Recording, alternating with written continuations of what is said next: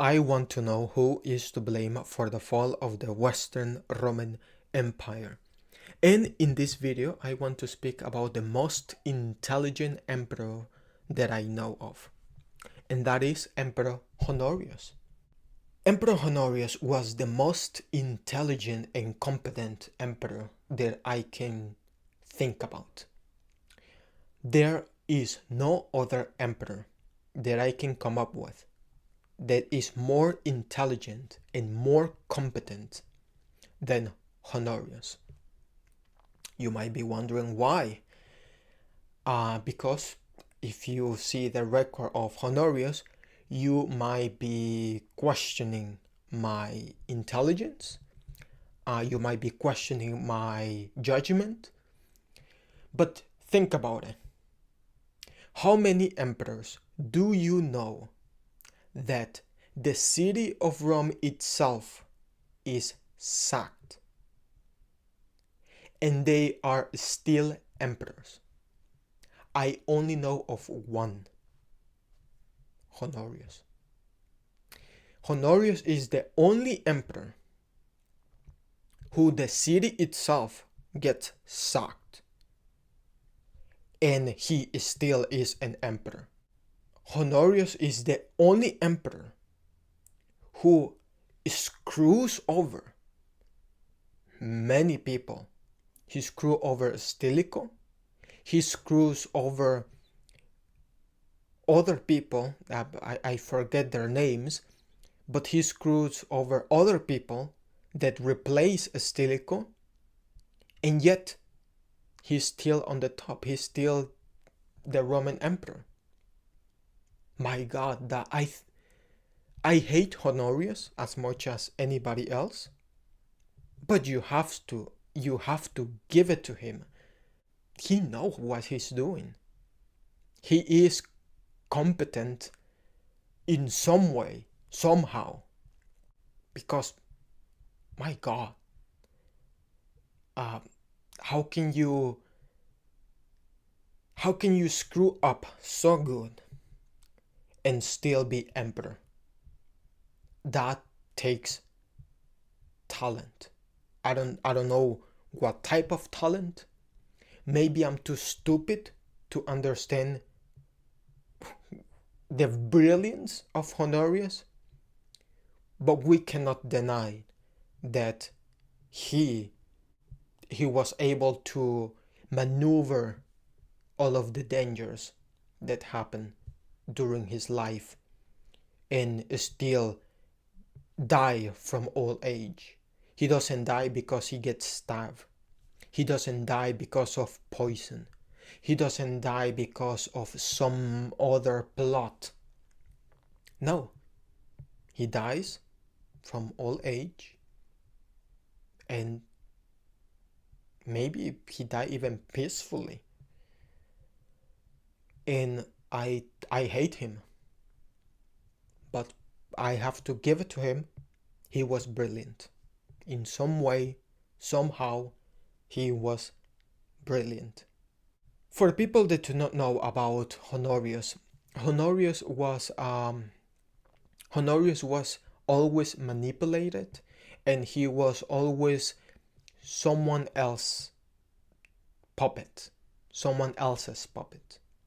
From the time that Honorius was a boy, or from the time that he became emperor, to I think that he became 11 years old. From that time, no, I think that he was 16. So from the time that he was born until the time that he was about 16 years old, I believe, don't quote me on that, he was controlled by Stilicho. When Stilicho was pretty much killed or by some other plot, he was controlled by some other generals, some other Roman generals. And in every instance, he still is the emperor. He was never deposed, maybe because he was useful, but again, you have to give it to him that he he came on top. He was always a good puppet, and maybe that was, and the thing is that maybe that's why he's intelligent, because he knew the role that he needed to play.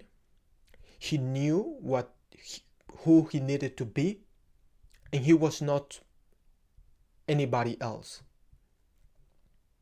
He knew he needed to be a puppet, and he was a puppet. He knew he needed to jump, and he asked how high. He never did anything that resembled an emperor, or what we will think of an emperor, and well, that did him good because he survived. Time and time and time again, he survived. So yeah, Honorius is an intelligent emperor. He knew what he needed to do, and he did it well. So maybe we should give him some credit, because he knew how the game was played, and he played the game good.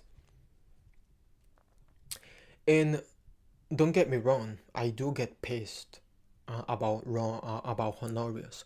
I do think that he was incompetent. Yeah.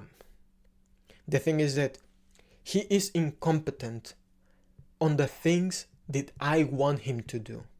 I want him to fight. I want him to be a fighter. I want him to be someone who's going to bring the name Emperor, and he's going to lift it up and be a Roman soldier. As you know, he's not going to just be a puppet, he's going to be a soldier as well. But the thing is that Honorius understood that that was not the game. He needed to be a puppet. He was a puppet, and that's what made him intelligent. If I was a Roman emperor and I did something that I wish I could do, like I wish I could be the Roman emperor that is going to be leading the troops, probably I would have been killed. Probably I would have died very quickly. Just think about all of the other emperors that die fairly quickly.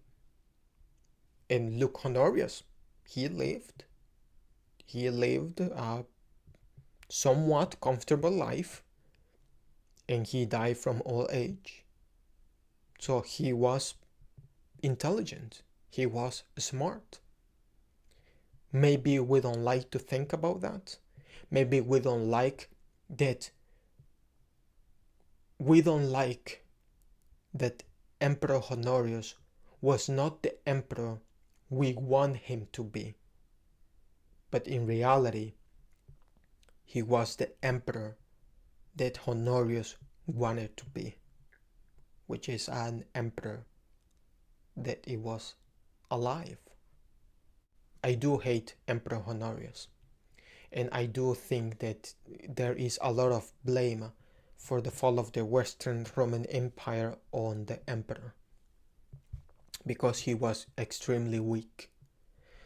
But because he was often a puppet of other people, it is funny because I put more blame on other people more than I put blame on Honorius, because Honorius was a puppet. But all of the other people therefore contributed more to the fall of the Western Roman Empire because of that. Because Honorius was a puppet, Stilicho has more blame for the fall of the Western Roman Empire than Honorius. Because Stilicho, if you know anything about the history of Rome, Stilicho controlled the Western Roman Empire from the year 395 up to the year where he was killed, which is 408. 513, that will be 13 years. So Stilicho had more blame for what happened during that period of time than Honorius, because Honorius was a puppet. Other people also, they were more to blame for that, because again, Honorius was a puppet. Yeah, we dislike Honorius because he was a puppet. But the thing is that what that means is that other people need to be blamed for the fall of the Western Roman Empire. I do hate Honorius, but he knew how to play the game. Oh, how I wish there was one person who I could blame for the fall of the Western Roman Empire, but certainly Honorius has some blame, but not all of it.